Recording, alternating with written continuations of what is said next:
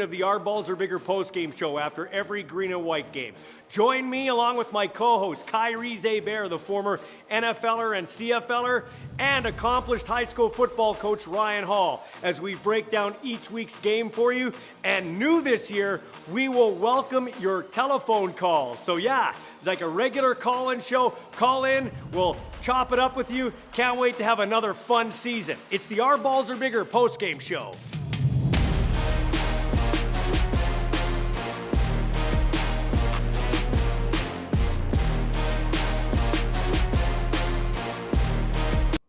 Okay, this is really post-game. Keith Willoughby at the Edwards School of Business, our dean there, and our dean on the show. I'm going deep, and no disrespect, I'm going deep into the bullpen. Ryan Hall couldn't do it today because he's got some sort of meeting in Wolseley, and Kyrie Zaber selling homes in Oklahoma. Kai will join me after the Riders Montreal Alouettes game on Saturday, when we actually have it right after the game. I didn't have back-to-back post-game shows because I was busy in the Banjo Bowl / Labor Day Classic. Riders take both. You're kind of smiling like a butcher's dog there. Well, let's face it, Ballsy. It's been 7 years, a 7-year drought since the Riders won in Manitoba. So to be able to connect both the Labor Day Classic, a really close game, with a victory by the Riders in Manitoba, to go 10-2 for the first time since 1970. So for a lot of us in Rider Nation, this may be the first time in our lives that we've seen the Riders be this level of achievement, like 2/3 the way into the season. I'd also like to apologize personally to Blue Bomber fans. My son plays for the Bombers, and I start cheering for the Bombers, and they start playing like the Riders used to. It could be me, Willoughby, because the 2 games I have watched in Winnipeg, that Zach Collaros has played in. I was there for the Calgary game when he got knocked out, and I was there for the Rider game when he got knocked out. We'll get into that in a minute. That's our takeout of the game, actually, and there's a whole debate around that. So it could be me. Zach Collaros didn't practice today as we talk with the Winnipeg Blue Bombers. Don't know his status. I would be shocked if he plays in this game, but I don't think he's going to be gone for the season. Like, he's been around the facility. I can tell you that. He's been working out. So I don't think he's going to retire, as everybody has suggested, but he probably won't play this game. I have no inside knowledge. I don't know, but I would be shocked if he does play. Let's put it that way. Yeah, Ben Ballsy, I'm not a medical doctor, although I play one on TV. But yeah, this is not the first rodeo that Jack Collaros has had in terms of concussion issues. Again, were it not for a hit by Simone Lawrence in, I think, the 3rd play of the opener in 2019, Zach Collaros could still be quarterbacking for the Saskatchewan Roughriders. So let's look at how that pivoted 6 years ago. Personally, obviously, as a Rider fan, I'm delighted with the outcome in Saturday's game, but as a CFL fan, as a fan of humanity, as a fan of this game, I'd like to see Zach back. He's established himself as a winning quarterback. Good for him with Toronto and Hamilton, Saskatchewan, Winnipeg. He has a lot of Grey Cup rings that many members of Rider Nation do not have. So I hope he comes back and is able to play some games this season. So we'll get into all the permutations and everything, because you also do CFL Simulations, and we'll do that before the show is done. I do want to get to just wrap up the Zach talk for a second. We'll get to the hit and the takeout of the game. But how do I listen, I don't dismiss anybody's health. I don't want to poo-poo CTE or the ramifications that can come with hits, okay? But I don't agree with like Coach O'Shea today. And I'm not being Bomber ballsy. I said this before in the past. It's actually one of the reasons Zach Collaros likes me, my son said, because I never, quote unquote, tried to run him out of town in Saskatchewan and end his career. Zach Collaros is his own man. He has his own right to his own body. Okay. And the last 4 years, we've had that debate. This guy makes $600,000 a year. He's providing for his family. And it's not like you can take a couple of years off at the age of 37. Like, you're going to ride this till the wheels fall off. I would not judge a man if he wants to still continue to play, if the doctors medically clear him to play. 100% ballsy. Again, now we know sports careers are not guaranteed forever. Nobody's going to be Tom Brady. No. play till their mid-40s in the quarterback position. Collaros has had a stellar career, well over a decade that he's been a star player in the CFL. If he wants to continue, hats off to him. He's an intelligent man. He knows his body. He knows his mind. He knows his abilities and his proficiencies. Again, if the man wants to play, let the man play. Yeah. Okay, let's talk about there's a couple of things I wanted to bring up about the Banjo Bowl and the Labor Day Classic. Three things struck me. Winnipeg sound system is better than Mosaic sound system. I can't believe it. Like, that's the first time I've watched a Rider game in the crowd ever. Like, in that stadium, first time ever. The Labor Day Classic I'm talking about. And I was shocked at how shitty the sound system is. It's not very good in that stadium. Number one. Number two, the Maxtron is great, but it doesn't seem to be working already. Like, I don't know. So that struck me. Winnipeg sound system is better. Winnipeg's pregame is better. Like, yes, we got the party in the park, but it's not the same as tailgating. We are missing out in Evraz parking lot there, like in the Brant Center parking lot there. We're missing out on that. That isn't a Saskatchewan Rough Rider problem. That's a bylaw problem. We need to get our heads out of our ass in the province. Okay, so that's not a rider problem. But I will tell you this. This is the honest to God truth. I sat in both stadiums. The Labor Day Classic was considerably louder than the Banjo Bowl. Considerably louder. And the other thing that struck me, Keith, is not a lot of Rider fans. Like, there were I was told there were about anywhere between 5,000 and 7,000 Bomber fans that went to the Labor Day Classic that helped sell it out. Keith, I didn't count every one of them, but you would be pressing it to have, and this would be stretching it. There weren't 1,000 Rider fans at that game at the Banjo Bowl. Ballsy, fair point. Again, I've never attended a football game in Winnipeg, so I can't speak to the sound system or the pre or post game circumstances. But I will say, somebody who watches football religiously, who is dialed into the games, the stadium seems packed. It seems loud. It seems energetic. I think from a Rider point of view, I think the fact that we haven't won in 7 years. How many Rider fans want to basically make the trip, like the 6-8 hour trip heading east to Winnipeg to endure another loss? Because whether it's post-game, again, 4 times in a row, the Riders have had their season snuffed by the Winnipeg Blue Bombers. We haven't won in Winnipeg since 2018 in the regular season. You think of the Labor Day Classic, it's almost like this cultural tradition that Winnipeg fans travel, and they travel well. I think Rider fans travel to Calgary because there's a lot of connections to Calgary. There's expats who live in Calgary. Maybe not the same connection with Winnipeg in terms of expats who work in Winnipeg, but I'll say for the Labor Day Classic, it's the loudest I have ever heard the new Mosaic. It reminded me of some of those games back in the Jim Hobson era, in the like the 2007, 2008 season. But again, you got 5,000 to 7,000 Bomber fans, which really escalates the noise, creates the excitement, the juice. And you combine it with a game that had an incredibly bizarre final 5 minutes that was wacky and chaotic. Yeah, what a great ending that one was. And the Riders Bombers Banjo Bowl, or as the Riders want to call it, the Labor Day rematch, whatever. It was ugly, but that's exactly what the Riders needed to win. They needed an ugly snooze fest kind of game, and that's exactly what it was. Okay, before we get to the takeout of the game, the news of the day in the CFL is the Argos partnering with the Buffalo Bills, like MLSE partnering with the Buffalo Bills. I've heard behind the scenes and talking to people, this is the first domino in changing our game. I think it could be a little bit of an overreaction. I've also got into it online with fans saying they're saying, well, this is the first step. Now the NFL is coming to Toronto. Well, I'll say a couple of things. They had multiple games in Toronto before, never sold them out. Number one. Now I'm doing the quick math. You're more the analytics guy, but I'm doing the math here. Okay. So if I'm off, whatever, but I think you'll agree with me. The Broncos sold for $6.5 billion with a B American. Okay. So right now doing the math, that's 9 billion Canadian. If we're going probably within the next, let's say 5 years, that's 5-year plan to have the NFL in Toronto. Let's just say if it happens. So 5 years from now, extrapolate that. It's probably 8 to 8.5 billion for a franchise, which would be 12 billion Canadian just for the franchise. The franchise fee right now sits at 300 million Canadian, probably bump that to 500 million Canadian. And then here is why I think a deal will never get done. Because if you scrounge up enough money, Keith, just for those two things, you need to build an NFL stadium.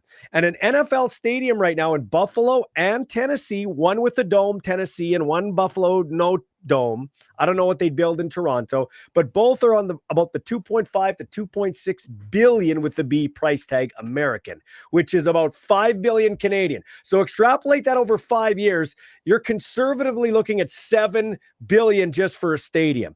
And I don't know if you know this or not, Keith, but the only owner that's really built his own stadium is Stan Kroenke. He built his own thing in LA, and the Chargers are renting from him. Okay, he's the Rams owner. I would suggest that the Ontario and federal government are not going to cough up money to build a stadium. Ballsy, I have to agree with you totally on that one. I know it's a lot of fodder for fan conversation and for the pundits to pontificate about what might occur. I don't see the NFL coming north of the border in my lifetime or beyond. I think it's the cost, it's the economics. How many fans of an NFL franchise in Toronto are going to want to pay personal seat licenses, because that's what it's going to cost you, to be a fan. Like, again, a lot of us, might pay like $1,000 for a season ticket for like, $100 a game for 10 games. Well, now extrapolate that in the NFL. Are you willing to pay maybe $4,000 to $5,000 for that season ticket? Oh, and by the way, double the price for a personal seat license. To me, you end up really pricing yourselves out of the market. I think right now, to me, NFL following in Southern Ontario is served by the Buffalo Bills. Fans can go down to Buffalo, can be immersed in the game. Again, if I ran the Argos, which I don't, but if I ran the Argos, I'd move to one of the smaller venues. I'd move to, I don't know, go to London, Ontario, go to some place that has a connection to a strong university program, maybe a good community identity. Because to me, get out of Toronto, where you're consumed by other sports, where the Bills are a better attraction than the Argos. Go somewhere else. But again, I do not see the NFL coming north of the border. No, and so I actually don't mind this partnership. I don't know how it'll play out. Like, I don't think we're going to see any Argos gear in the Buffalo team store. They're going to sell Argos/Buffalo shirts. Jim Kelly and Doug Flutie are going to go to a game. Flutie was there today for the announcement. Vince Carter. Like, I do like that. I have to give MLSE credit. I was wondering why they wouldn't get the Vince Carters or the Raptors or the then Mitch Marner, but the Austin Matthews of the world out to games to legitimize. It doesn't need legitimacy for me and you and hardcore CFL fans, but for the casual sports fan in Toronto, hey, if the Bills are tied in with the Argos, maybe I will go check this out, because the NFL is the greatest thing on earth. So maybe I will go check it out. So from that standpoint, I don't have a problem with it. I'm not going to panic that our game's going to change yet.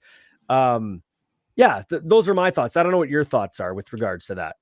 Yeah, to me, it's a gross overreaction to think, and this is going to swallow up the entire Canadian Football League, or there's going to be some amalgamation between the NFL and CFL, or this is the launch of some sort of opportunity that's going to really dwarf the Canadian game. To me, the Canadian game has existed for well over a century. And to me, I think it has its bumps and its warts, I agree, but it does have some equity buildup in certain regions of the nation. And again, I just don't see the drive to put, what would that be, like a 33rd franchise north of the border. To me, I would, again, if I ran the NFL, which I don't, but if I ran the NFL, to me, I think they're looking beyond Canada. They're looking like Europe. They're looking Asia, looking to establish an identity there, because they want to be a global game. So, and lastly, before we get into the nuts and bolts of this game and get into week 15 coming up here, I respect Farhan Lalji as a reporter. I respect Dave Naylor as a reporter. They've been around a long time. Okay. But why is Farhan Lalji at Monday Night Football? Like, why is he at Monday Night Football? There's not a Canadian angle to go cover. I don't know his deal. Maybe he has it in his deal. He gets to cover so many NFL games. But I don't understand TSN's firing producers, like Bell Media firing producers left and right, behind the scenes people, cutting radio stations and all that stuff. But we're going to send Farhan Lalji to cover an NFL game. I got enough out of the ESPN crew. And then I just watched an NFL tight end who won a Super Bowl, Luke Wilson, break it down with Jay Onright. Why do I need to go to Farhan Lalji? Wouldn't that money be better spent on maybe a longer expose piece, on like a 30 for 30 on like a Zach Collaros who was almost dead and now he's back and he's, you know what I mean? 5 Grey Cups in a row, or U Sports coverage. You know what I'm saying? Like sometimes I just wonder. Common sense isn't very common. Well said, Ballsy. I think to me there's at least there's 2 things going on here. Number one, perception is reality. It's a perception of one league being preferred over the other. And again, I'm a fan of both. I love football. I'm not here to pick one or the other. I can be a fan of the CFL and I can be a fan of the NFL. And both statements are true.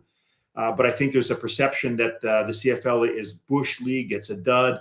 And again, I think that's weaving into the narrative. Secondly, I think TSN is catering to a fantasy football crowd because if one thing I wish the CFL could do better was to really have that fantasy outlet, because that will ensure eyeballs are watching games. It'll ensure people are interested. It'll ensure that they're following the players, because right now with nothing like that in the CFL to the level that we have in the NFL, then there's limited juice for the game. Nobody wants to follow it because we got the fantasy perspective in the NFL to really drive fan interest. Well, and Genius Sports has done a horrible job, whether it's Genius Sports' fault or the CFL's part of Genius Sports, as Luke Wilson kind of intimated on a tweet today, or whether it's a TSN with their shitty website where they don't update. They're the host broadcaster. They don't update stats or anything. Come on. Like, you are treating it like it's a bush league. Like, you're sending Farhan down to the NFL, but you can't even update your stats on the CFL, which you spent $40 million on. I'm sorry. I just call it like I see it. Maybe that's why I'm sitting in my home studio talking to you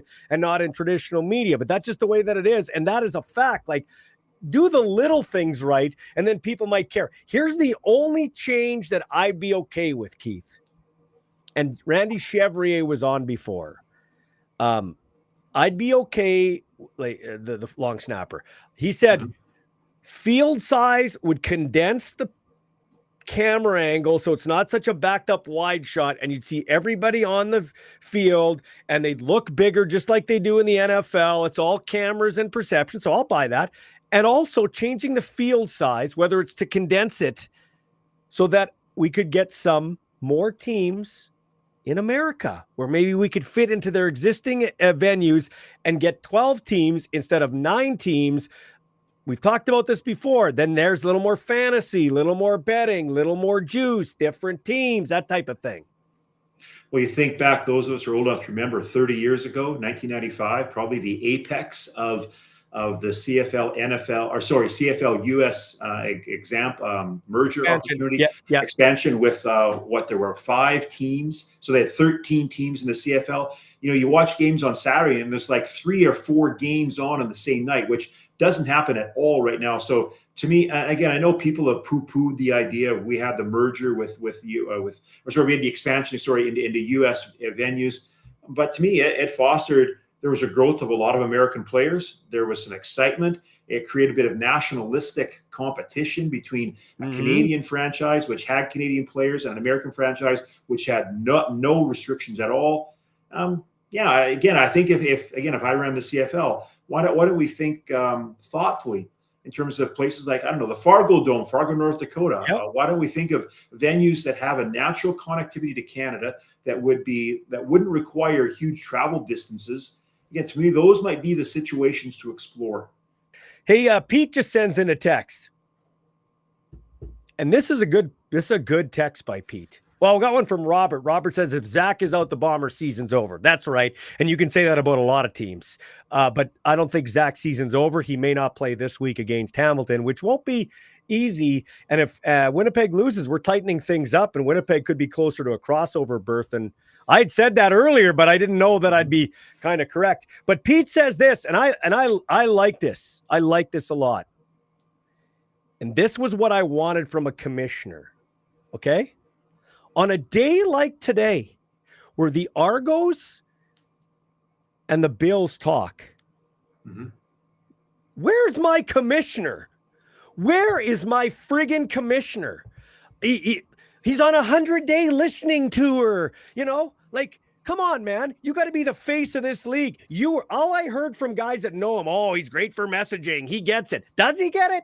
Does he really get it? I haven't seen hide nor hair of this guy. Yeah, he'll go here to the stadium and do an interview. Where are you? You should not be turning down any interviews. Even if you don't like this guy, you still know, hey, this guy's been covering the league for 30 years. Maybe I should talk to the dude. But even take that aside. On a day like today, an important day, I heard crickets from the CFL office. That is friggin' embarrassing. That silence, Ballsy, is deafening. To me, if the leaders don't lead, then the followers can't follow them. How do we as fans of the CFL basically get the pulse of the league if Stu is being silent? Stu, and even think back to when Randy, and again, I was a fan of Randy for some of his commissioner experience, but at the end, I thought it was sort of quite meh. It wasn't really much happening. I think you look to the commissioner to provide that solid voice, and that voice, again, all more power to the guy for Stu for trying to listen. But eventually you need to talk and convey a message to be able to communicate to fans to demonstrate the legitimacy and the legacy of the Canadian game. I feel this league is doomed. I really feel this league is doomed. We can talk all we want. It seems like nobody steps up with a plan. Nobody has a plan. And that's what bothers me, because this is a great league. It's got over 100 years. It's how many Super Bowls have there been? How many Grey Cups have there been? This is the league steal. Doug Flutie said today, Damon Allen and I were doing RPOs long before the NFL was doing it. We've done things the NFL hasn't done. The NFL moved the PAT back after the CFL did it. Like, there's so many things that the CFL has done that the NFL picks up on, and people say, oh, the NFL is the greatest, right? So, and I like both leagues, like you said.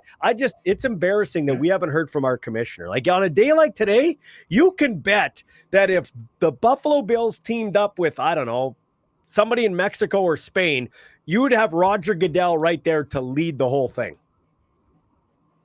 You would. And again, the difference in terms of maybe it's leadership style, but I don't think it comes down to totally that. I just think to me, there needs to be a platform, an agenda, some burning topic to address. And to me, this is an example of a burning topic. So again, let's hear from the commissioner, because absent any noise, absent any juice from the commissioner, then fans either ignore, they turn away, they consider the league really doesn't matter. And I think that's a sad state of reality right now. Not everybody, but in a lot of places in this league of leadership, it lacks passion. There's no passion. There's no give a shit factor. Like, if half the people cared running the league, like Keith Willoughby cares, or Michael Ball cares, or my buddy Sean Kleisinger cares, or Ethan Ball cares, we would have a league that's kicking ass. And I'm not saying that it's circling the drain, but it feels like it's close in a lot of cases. We're going to take a break. First sponsor break, the takeout of the game coming up.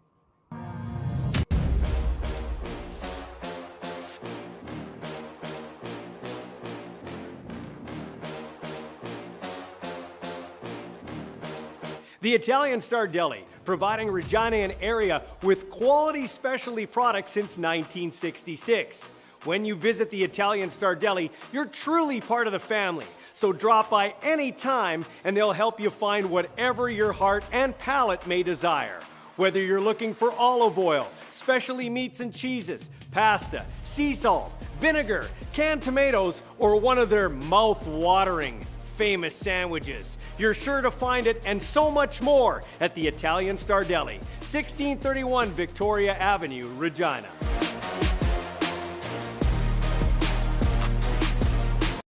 All right, Italian Star Deli. Keith Willoughby, have you ever been to the Italian Star Deli in Regina? Sorry, I have check it out, Victoria Ave. Next time you're in town before a game, get in there and do it, man. Or I might get a sandwich shipped out to you. You will definitely, will love it.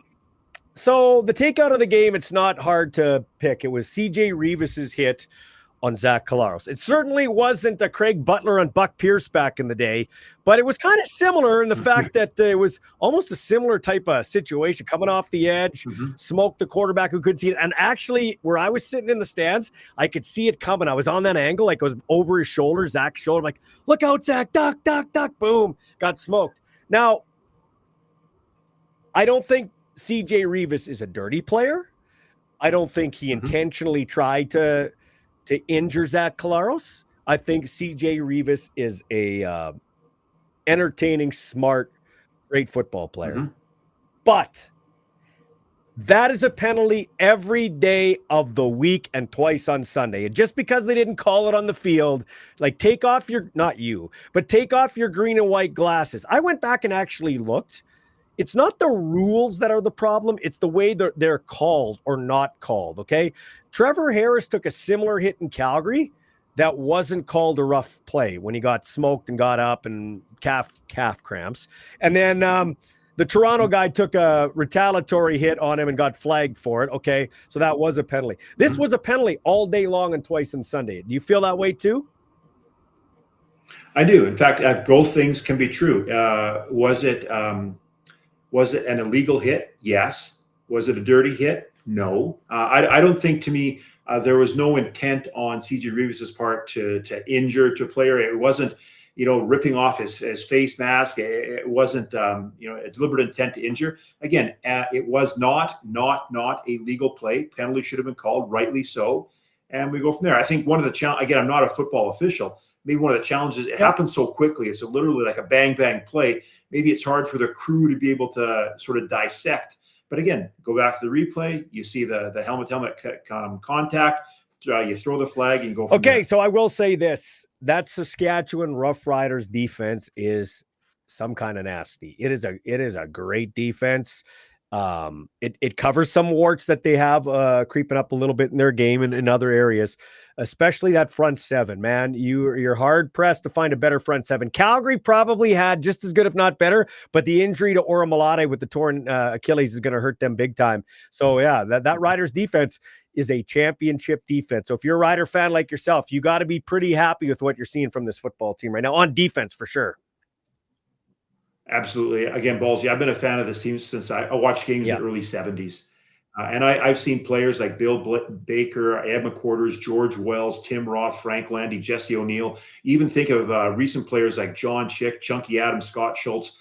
I always thought the 89 D line that had Chuck Klingbeil, Bobby Jurison, James Curry, Gary Lewis, Vince Goldsmith was the best five-man rotation. But Ballsy, I know I'm a big Rider fan, but I've never in my life seen a defensive line. If Mike Rose is your fourth guy, you know that you've got a pretty deep defensive line. And they're bringing, again, Caleb Sanders comes in. They got a very athletic linebacking crew. To me, Ballsy, I think, again, maybe sort of paying respect to the Winnipeg Blue Bombers, what the Riders have discovered this year is how to play Bomber football. Because historically, the Bombers would beat the Riders by a suffocating D-line, Jackson Jeffcoat, Willie Jefferson. They would run the ball down your throat. Andrew Harris, Brady Oliveira. The O-line would control the game, would pound and ground the entire game. I think the Riders have discovered how to do that this year. The D-line, very suffocating. And again, Harris didn't put up 500 yards of passing, but they ran the ball when they need to, and they got the turnovers, which often when the Riders went to Manitoba, were turning the ball over. That's the difference. The Bombers are turning the football over, and I don't think their O-line is terrible, but it is it's had some issues, but everybody's had issues against the Riders O-line. Winnipeg, I was surprised. I saw the defensive stats today. Riders have the best defense statistically, Calgary 2 and Winnipeg 3, which kind of shocks me because Winnipeg they're not getting home with 4. Like Willie's not I got to tread lightly because my son plays on this team, okay? So I'm in a different position than a lot of media people. It's just you can appreciate that, okay? But I will say this. I'll be totally candid. The Bombers need more from Willie Jefferson. Yes, he's knocked a lot of balls down, but Willie Jefferson, if he can muster it up, he needs to, in this last 6 games, he needs to turn back father time like he did for 1 or 2 games this year and be a force, like be in the quarterback's face, wreaking havoc. Like this, He'll want a new contract after this year. So he's on the slippery slope of new contract or maybe not playing in the league. That's just being honest. Fair point. Again, I followed Willie's career when he played with the Riders. Micah Johnson is a player that seems to have found that fountain of youth. And again, we'll see if Willie can do that, because he is a dominating defensive end. When he's at the top of his game, when you're 6'7", coming in on the defensive end side, you are an imposing physical figure. I will say for the what I've seen with Winnipeg, again, obviously I follow the Riders, but I'm a fan of the entire CFL. The Bombers are 6-1 against teams not named Saskatchewan or Calgary. So, obviously the 0-3 versus Calgary, the 0-2 versus the Riders, two really good teams in the West. But maybe that's why you said they have the third best defense in the league. They've done really, really well, again, except against Saskatchewan and Calgary. The hard part is, Keith, if you look back at these two games, and I'm not being a Bomber apologist, but those two games could have gone either way. And the disappointing thing is the Bombers offense cost them the games, because the defense actually had two of their better games. Trevor Harris, I was going to ask you this. Mm-hmm. The last three games, Calgary and Saskatchewan, or Calgary and Winnipeg back to back, Trevor Harris has started to slide a bit in his game. Yes, they got a great running game, but Trevor Harris, he wasn't sure what he was looking at back-to-back games with the Winnipeg Blue Bombers. They tinkered with their defense a little bit, and Calgary's a very physical. They can come up the middle on you. Now, it might be different with Oramalade out there, so you can have, you can double-team guys in the middle, Hicks and what the heck's 96 on their team. But Hutchings, Trevor Harris's game is he's looked a lot closer to 39 years old. That's what I'm going to say. Fair point. And maybe the Riders, to their advantage, haven't had to rely on a 400-yard passing game from T-Mobile back there, because Trevor isn't mobile. We did see him run a few times against Winnipeg, which is probably two times too many if you're a Rider fan. I don't want him running the ball, but they've been able to rely on the combination of Mario Anderson, AJ Ouellette, and a grinding offensive line. So if I'm a coordinator on the defense facing the Riders, if I'm the Montreal Owls defensive coordinator, if I can shut down the running game, that might give me a bit of an advantage, because again, we haven't seen the past three games where we've had the sparkling passing that we might have had earlier. All right, we're going to take another sponsor break. It's for Ward Tire Craft.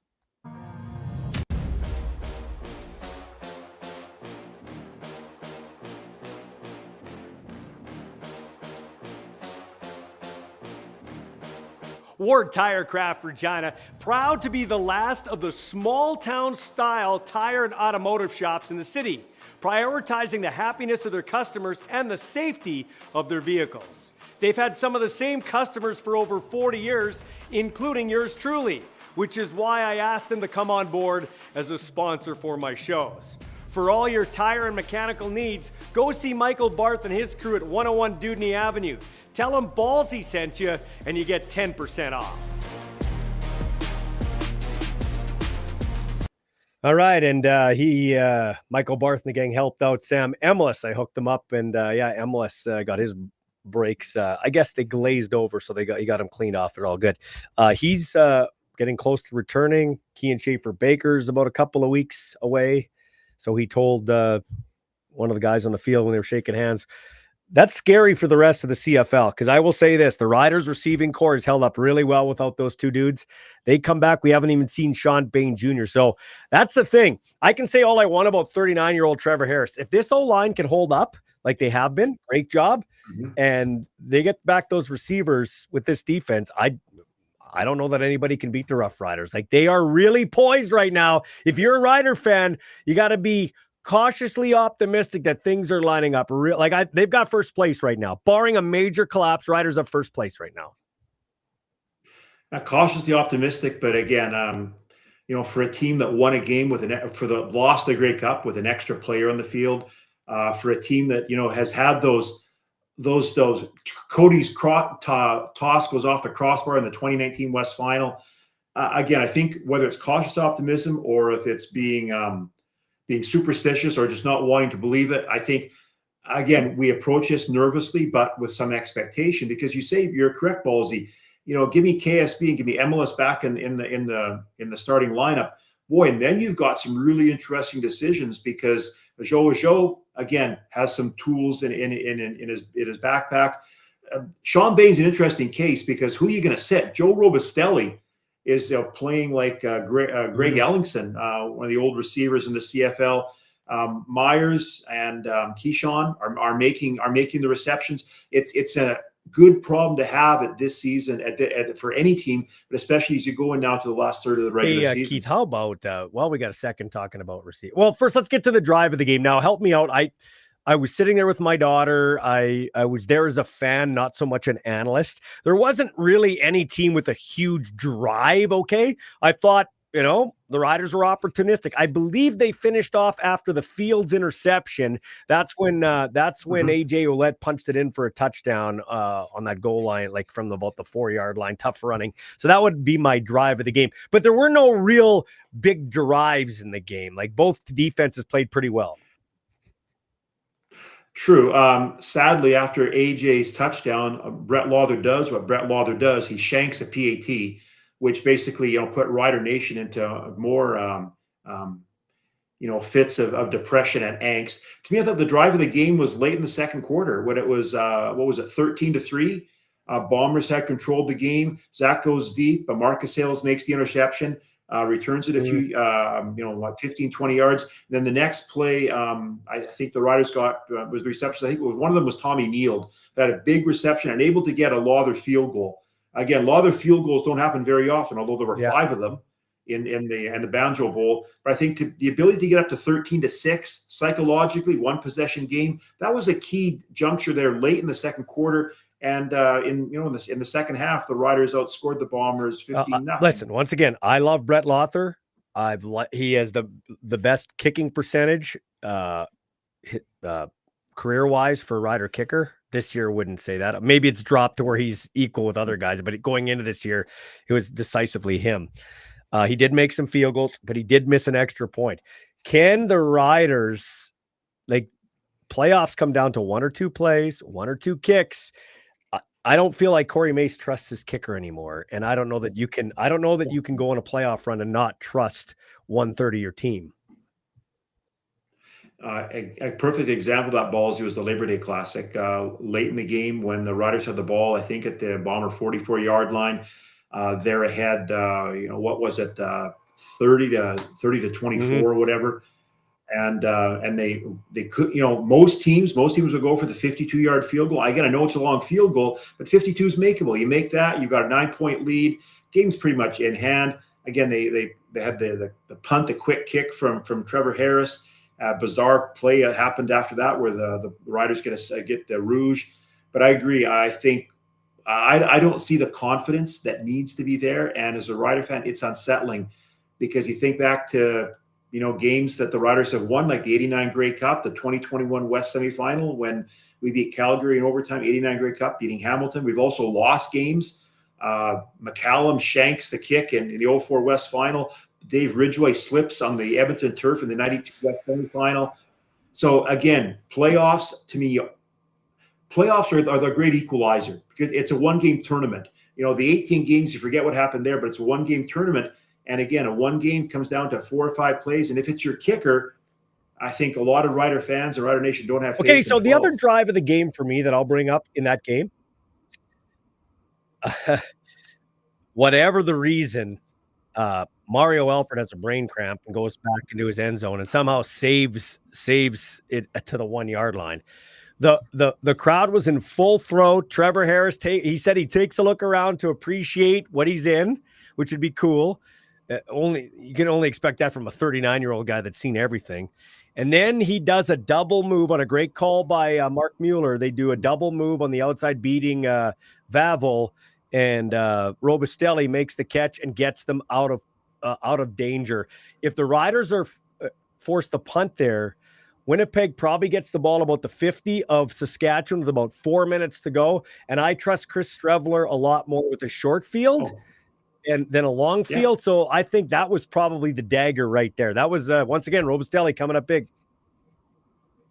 yeah, it flipped the field. It tipped the emotions because the momentum was clearly on the Bomber side. Again, it's 15-13. So if the Riders punt at Bombers at least are going to get a field goal and go up 16-15, but flipping the field was important. It was a gutsy call. It was a gutsy call, but hey, credit for Mueller for inserting that. And veteran quarterbacks can make plays like that. And Robustelli, who's become this gem of a receiver in his second season. Okay, we're going to take another break here. It's going to be the Payson Insurance Services on the Money segment.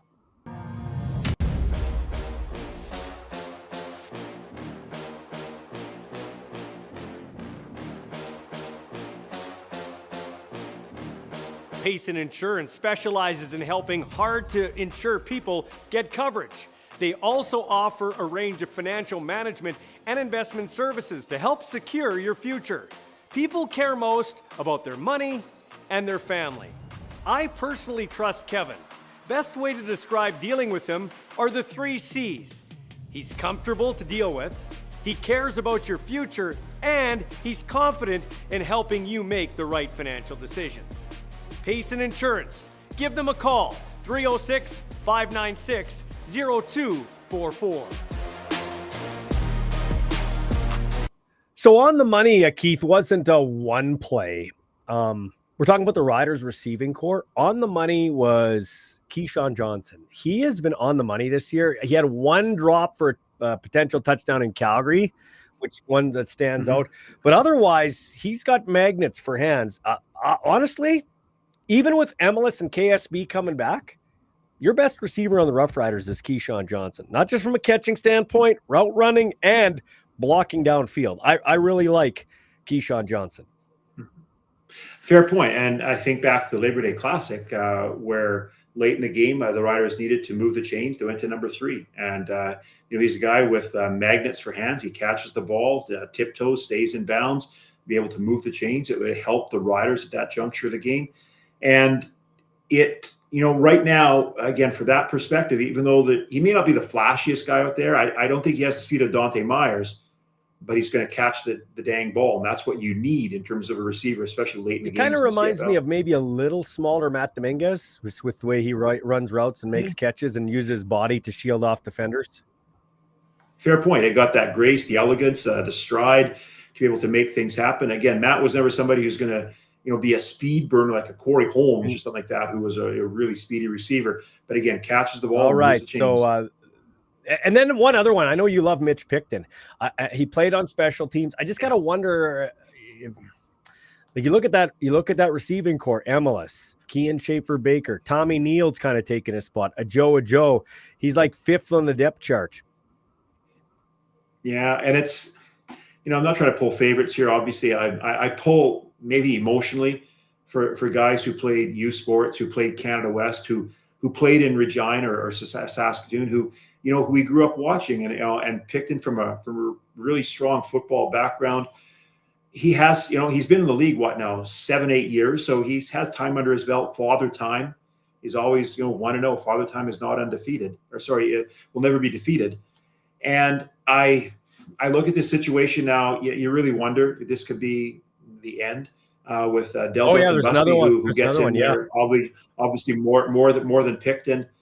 And I think, again, project at, I know we're still in the throes of a current season, but if you project next year, I think might help the Riders maybe trade some of their better Canadian receivers to shore up where they're lacking. I think one place they're lacking balls is the secondary. I am, even though I said I like the U Sports players, I'm not sold at Ford and Lacombo being my safeties. I think the Riders need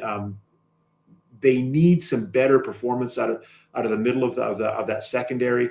But again, I hope I'm proven wrong. I hope Picton does there because I like seeing somebody who I watched play U Sports. Okay, let's get to our lit play of the game. At JLB Electric, their mission is to provide top quality residential and commercial electrical services in Regina and surrounding area.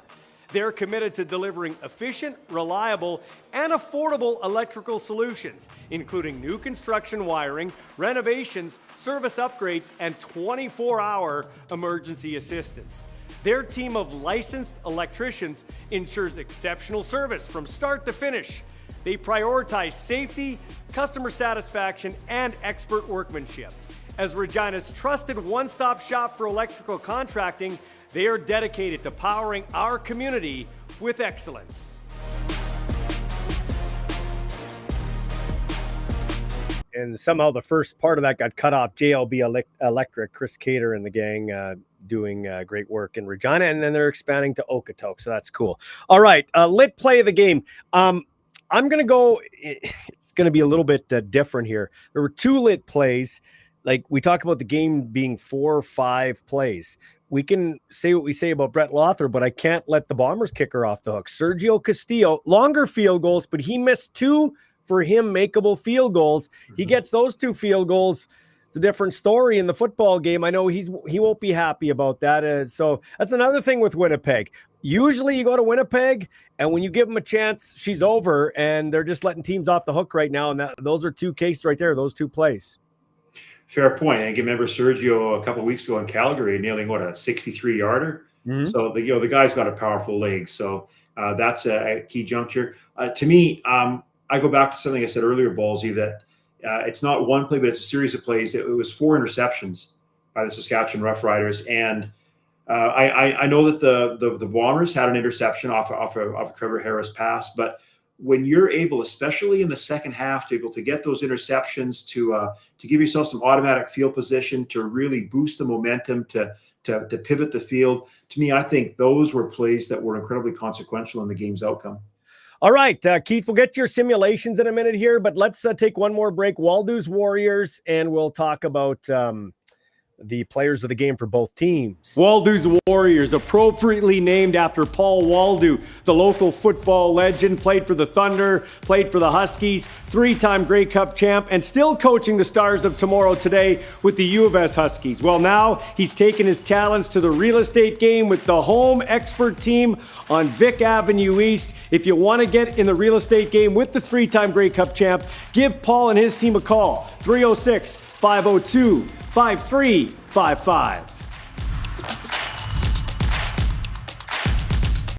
Yeah, and just before we get to that, local football legend, the boldest, played for the Thunder, played for the Huskies. Let's start there. The Thunder and the Hilltops defensive battle. Hilltops win at 18-15, had their 3rd-string quarterback in there. Maybe a couple of questionable referee calls helped them out, but hey, big win for Tom Sargent's team at Mosaic Stadium. You know, it's always a thrill for those junior players to play at the big stadium, too.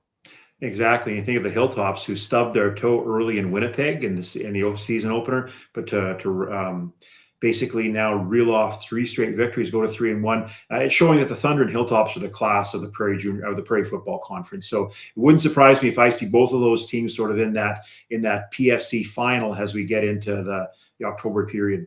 And the Rams and the Huskies are both off to a nice start, and it's shaping up to be a titanic battle there on the 19th. Well said. And in fact, this year with Regina hosting the Vanier, and I believe with Canada West, the champion, actually hosting the national semifinal, it's with Regina and USask being right where they are. It'd be nice to have a Saskatchewan based team, Regina or USask, be able to finally claim a Vanier. I know it's been many years since the Huskies last won one. It'd be wonderful to do it in November the 22nd in Mosaic. I know you're rooting for them because you're at the Edwards School of Business. One of the old graduates from the Edwards School of Business, Mason Nias, Regina boy, he's got everything covered. He's going to join us on the podcast later in the week. Mason Nias, assistant head coach, offensive coordinator, education in charge of education for them, like their studies, and recruiting coordinator. He's wearing all the different hats. Well, good for him. And, somebody, again, I always remember his career at the USask. He never lost a home game. Best quarterback in Huskies history, actually, statistically. Yeah, well said. I know people talk about Brett Schneider, who had, some great accomplishments. David Earle, who was the quarterback when the Huskies won their first Vanier, I believe, in 1990 against St. Mary's. But Mason Nias, had it not been for always stubbing your toe when you played Laval, or having to face Calgary, which had a very strong team like in that 2018-2019 period, again, kudos to Mason. Incredible career he enjoyed with the Huskies when he was the quarterback. Yeah, and they had last week against UBC. Don't know if it's an indictment on UBC's defense or the offense, but they had over 600 yards of net offense, which has got to be close to a record. And Anton Anerud is a quarterback. I don't cut down the kids or student athletes. Okay. I don't like to do that. They're not professionals. He was known as being a little indecisive or making bad decisions, i.e. interceptions. He has 7 touchdowns and no interceptions right now, which is a big deal. So the Mason Nice effect there, I think a little bit too, protecting the football. Well said. I was at the game on Friday evening. To me, it looked like a game that UBC really didn't want to play. They had 6 yards net rushing, 6 yards. You know, you're not going to win many football games when you can't move the ball against the opponent. I think to me, UBC is a better team than they showed. But it's one of those games where, again, you've got university-aged student athletes out there. Huskies got on a heater in the game, and things snowballed after that. Okay, so let's get to this, Keith. The players of the game from the Riders Blue Bombers Banjo Bowl, first Banjo Bowl win for the Riders since 2018. On offense, I did go with Keyshawn Johnson. He made some key catches in that game. I liked him. Did you have a player that stood out for you offensively for the Rough Riders? Joe Robustelli. Okay. Again, the catch from the 1 yard line, and Robustelli, who he almost reminds me when Brian Kelly played receiver with the Edmonton franchise, 40 years ago.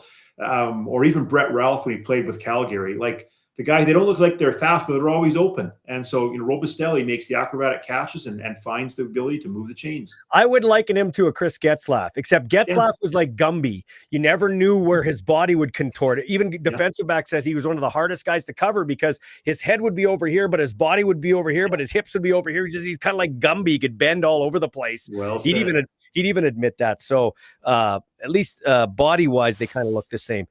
For Winnipeg on offense, I went with Nick Dembski, who's their best player this year. Nick Dembski had some big catches. Nick was offside. Nick did miss a couple of blocks. Like, it wasn't a perfect performance from him, but I thought he was their best player on offense. 100% Ballsy. Again, Dembski, a Rider draft pick. Again, another guy who played U Sports in Canada West with Manitoba. The guy's in his early to mid 30s now. And he's played in the league for over a decade. Yeah. My goodness, can that man athletic catches? The catch he made in the Labor Day Classic, the touchdown reception in the south end zone. He's a feared player when you're a fan of the opposing when you're a fan of the opposing team. Yeah. I got for defensive player of the game, I've got Tavon Campbell. He now leads the CFL with interceptions. I like Tavon. Tavon's a good dude. He didn't practice today. I don't know if he got a Veterans Day or is nicked up. Maybe they're just monitoring that.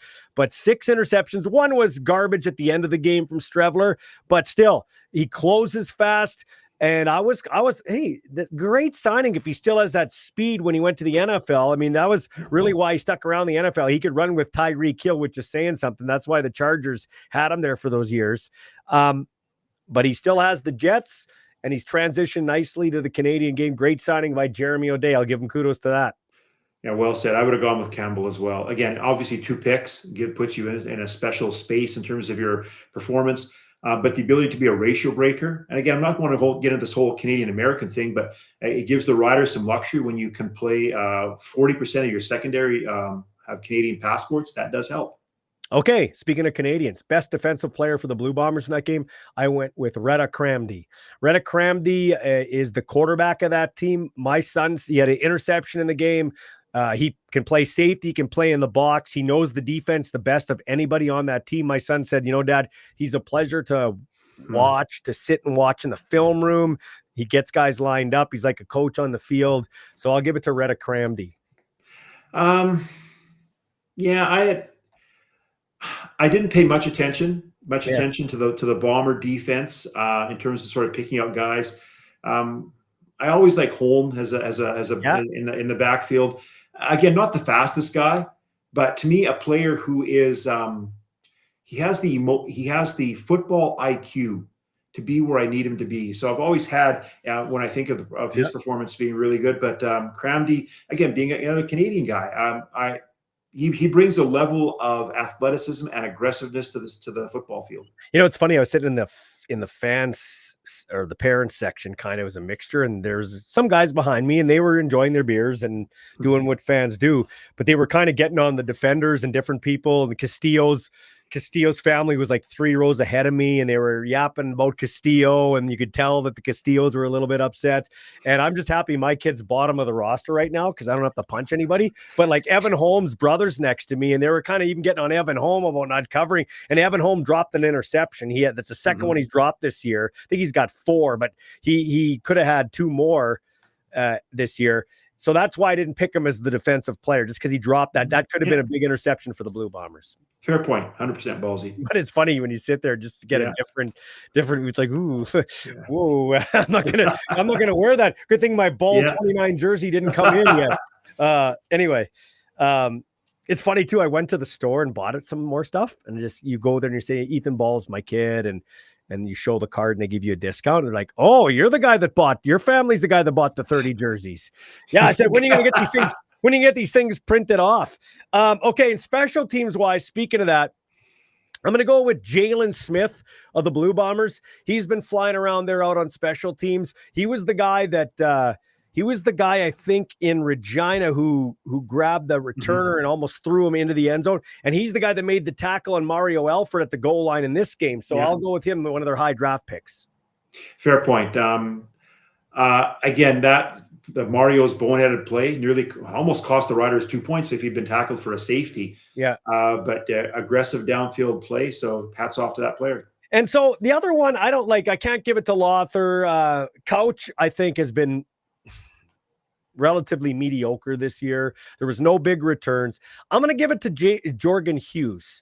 I'm watching a little more of obviously the grunt work, the special teams, which I call them ditch diggers, but they're very important in the CFL with our game, the blockers and the tacklers and everything like that. Selfishly though, I was like, whew. So like my son's going to get down and block for a punt return, and Dexter Lawson of the Bombers, his teammate, comes by and absolutely, for whatever reason, clips my kid and Jalen Smith in the back of the legs, and all 3 of them go down.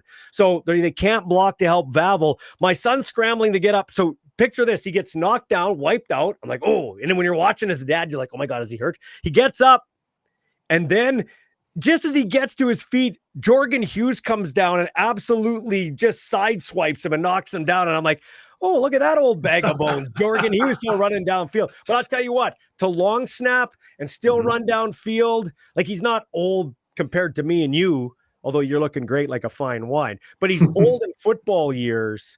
So kudos to him. Like, I'll tell you this. I don't want the Riders to win the Grey Cup. I want the Bombers to win the Grey Cup. But I would, if the Riders are to win the Grey Cup, I'd be happy for a guy like Jorgen Hughes. Fair point. A man who's put in a long time, obviously has this Saskatchewan connection. The one player I like watching on special teams, and he doesn't get a lot of hype, but watch Aaron Patrick, number 91. The guy's a defensive end. Watch him on kickoff coverage. He could be a track star. Like he's somebody, again, one of those prototype American defensive ends that probably has like, the 4.6, 4.65 speed. Somebody who's, again, he can't make the rotation in the D-line because the D-line is so deep, but he's contributing on special teams, which is wonderful. Well, I'm not making this about my son, but I think it just takes you inside the game a little bit. So Ethan is he's in the pile, either making a tackle or trying to block somebody, and there's a big pile up. And he said 91 comes in and smokes him in the arm. Yeah. And Ethan's like, my arm, that's it. My arm, it broke. Like it's done. Like he's like, oh my God, my season's over. So they unpile and Ethan stretches his arm out. He's like, okay, yeah, no, I'm good. I'm okay. But that's just like, he goes, if he would have hit me any harder, and that it wasn't a dirty play, it's just one of the things that happens that people, as we're eating our nachos and yelling at guys, you don't realize what these guys, they're putting their bodies on the line for our entertainment. Yeah. It's pretty nuts, man. Okay. So Keith, we are going to now get to the CFL simulations. Okay. It'll be kind of, we're morphing into talking about wrapping up the week with the other games into this week's action, week number 15. So hold on here. I just got to find what you sent me. Give me 1 second. You're not very professional, but you didn't expect professional when you came to this show. So here we go. Except for you. So last week, how did the computer do? Yeah. Luckily, people should not take this for betting advice. Had it not been for the BC Lions committing, and well, Sean White basically does a lather and misses a field goal in the last half minute, and then the BC's secondary falls asleep, allows the Red Blacks to march down the field. Had it not been for that, the computer would have gone an offer. It went 1-3. The one game it got right was Ottawa's heroic comeback against the Lions. So not a good week this week for the computer model. It kind of saved Ottawa's season in terms of a crossover and battling for the crossover. But man, BC's defense under Mike Benavides with Ryan Phillips still there, it looks atrocious. It's terrible. And they've got Matthew Betts. Like they've got Gary Peters. Like they've got guys who have the athletic ability. So to me, that's been a real head scratcher of how underwhelming that entire unit has been this year. Mm-hmm. Okay, Keith, let's get to this week. The computer, the Commodore 64. What do you got with the Hamilton Tiger Cats against the Winnipeg Blue Bombers? I don't know that Zach Collaros is going to play. If I'm a betting man, he isn't going to play. Here's one thing to consider, though. Chris Strevler is undefeated as a starting quarterback. So when he goes into a game, knowing the game plan, knowing the playbook's tailored to him, he finds a way to get it done. Winnipeg is feeling a bit of heat now because they're 6-6. They fall to 6-7. If BC beats Ottawa, all of a sudden they're tied record-wise, even though they own the tiebreaker. Now all of a sudden now they have to start looking crossover. So who does the computer got? Who does Keith Willoughby got? Computer has the Ticats, 68% probability. Keith Willoughby has the Bombers pulling the upset. To me, I know it's a game. Bo Levi's look strong this year. It's a game in Hamilton. Hamilton has a reasonably strong home field advantage, but I think to me the Ticats are. I know it's only a 2-game lead over the rest of the East division. Mm-hmm. I know but I think to me Hamilton's looking pretty for finishing first. I'm not saying they're going to take their foot off the gas, but I think the Bombers have the more compelling agenda. They need to try to fend off Edmonton, who is nipping at their heels right now, playing much better football. So Keith Willoughby has the Bombers pulling the upset. I don't want to pick against the Blue Bombers, but they will have to play well defensively. I don't know if DeMario Houston comes up this week. I have no idea, but he's a guy that's been practicing week after week there in Winnipeg. So it'll be interesting to see if that former All-Star comes up and plays on the corner. I think it's been a little too much for Vavel, a young guy to be a returner and a corner. That's a lot to ask from a young guy. So we'll have to see how they adjust things. I think Strevler with his own playbook should help him, but they'll have to have some shorter fields for Chris Strevler to get his team going. You don't want to turn it into track meet. If the Bombers win, it has to be ugly. I just don't see him doing it. I think there'll be a little panic in Winnipeg. I think Hamilton will win this game by about 8 points, I think. Okay. That's how I feel, but I'd be happy if you were right, okay? BC, I've got BC smacking Ottawa. I think they're going to okay, enough's enough. We blew that game. Sean White might get 5 field goals just to piss off, just to say, screw you. I got BC. What do you got? What does the computer got? Yeah, Keith Willoughby, BC. To me, it's a long road trip for Ottawa. It's the back end of a home and home.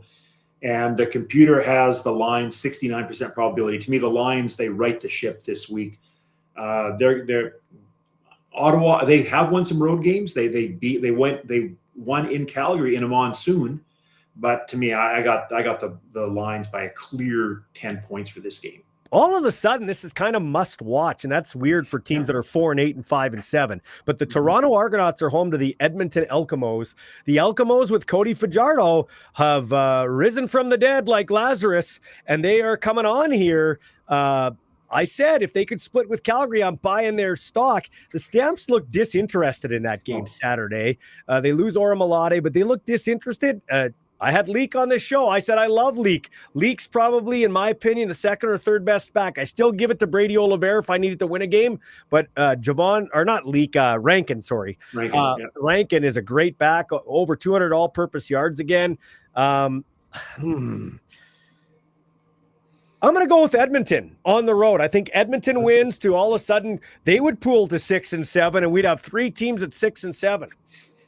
The computer is going with the Argos in this game. 70% probability of victory for Toronto. And maybe just to go on the flip side of the argument here, Ballsy, I'm going to go with Toronto in this game. To me, the over-under is probably going to be like 75 points. Like the Argos, it's like every game was like a 40-30 or a 45-42 game. I've got the Argos again. Edmonton, a dangerous club right now, a very dangerous club. Cody's proven me wrong because like a month ago, I thought they should have played Trey Ford and basically sacked Cody. But Cody's playing phenomenally well. But Arbuckle's making some plays, and I think the Argos find a way to claw out a home victory here again, which gets them into that playoff conversation in the East. My friend Jamie Nye wrote that he thinks Trevor Harris should get an opportunity to play next year at the age of 40. I guess we'll see if there's a Grey Cup. Yeah. But I will tell you this. Nick Arbuckle would look decent in Rider colors with Mark Mueller as his OC running the same kind of offense. Mark Mueller, Ryan Dinwiddie, that whole type of thing. Well said. Again, I think, Rider fans, I don't want to take my eye off the needle that is 2025 season, but you think 2026 and beyond. To me, I don't think Jack Cohn's the answer. Obviously, Tommy 2-Yard Stevens is a great second and third down back. I don't think Mayer is the answer, but I think Arbuckle, to me, again, he has a Grey Cup ring, which a lot of players in Saskatchewan don't have.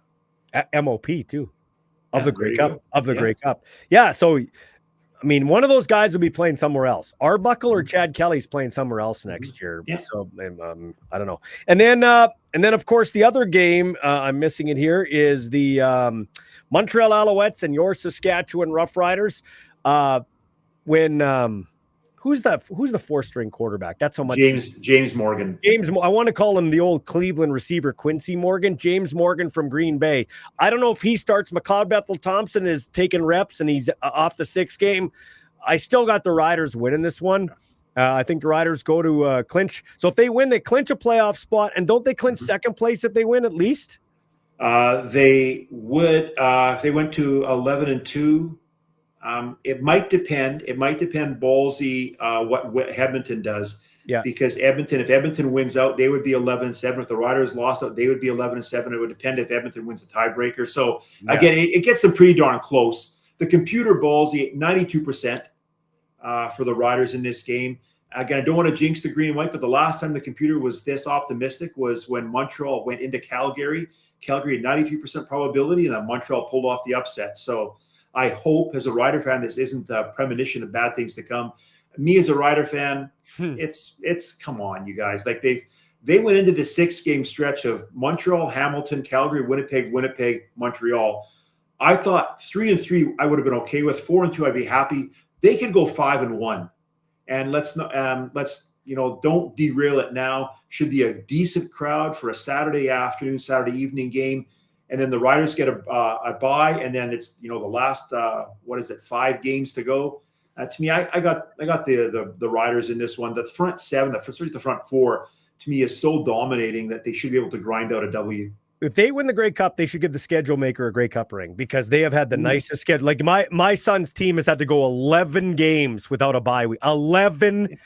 Think about this.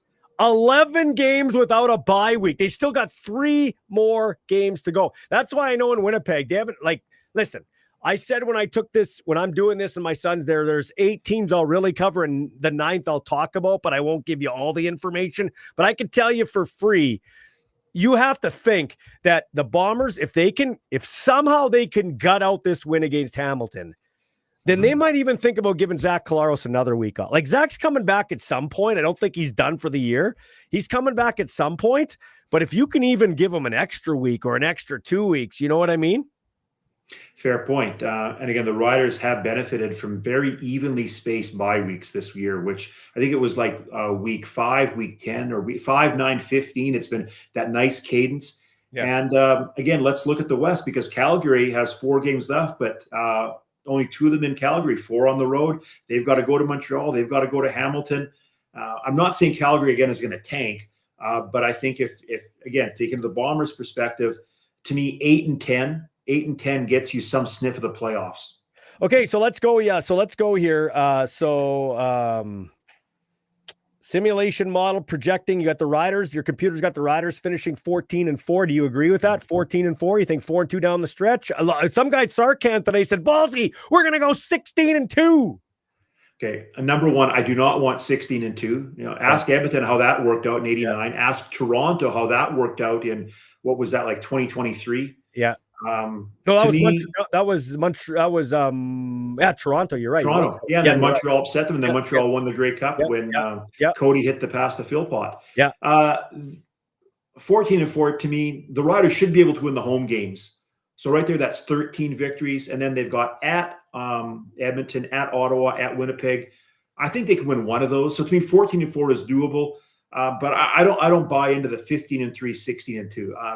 To me, because again, if the Riders have clinched first, that last game against BC, I think they're going to be playing like QB4 back there. They're going to be much like last year's last regular season game, just trying to put in the backup. So I got 14-4. To me, would be realistic. 13. Yeah. Calgary's, you said Calgary's projected to finish 12-6, which I can buy. Who's your third place team in the West? Is it going to be, because the way we're talking here, you got Edmonton 5-8 after this week. I got Edmonton 6-7, BC 6-7, and Winnipeg 6-7. Who's your third place team in the West? Yours. And who's the crossover team? Because there will be a crossover team, I think. Winnipeg third, Edmonton crossover. I think Edmonton. Again, I'm not trying to sound like an Elkimo fan, but they're on a heater right now. I love how Cody's playing. I haven't seen the schedules of who's playing who. Yeah. But I do know that the Elks get the Stamps one more time in Edmonton. BC's got Calgary twice. Yeah. Who knows what happens? But again, I've got Edmonton crisscrossing to the east, Winnipeg going to Calgary for the West semifinal. So who's got the best chance of winning the Grey Cup according to Commodore 64? The curse of death, if you will, for the Saskatchewan Roughriders, 43%. Hamilton in at 23%, Calgary at 19%. Yeah. But again, the 11 years I've been doing this model, I've never had it this good.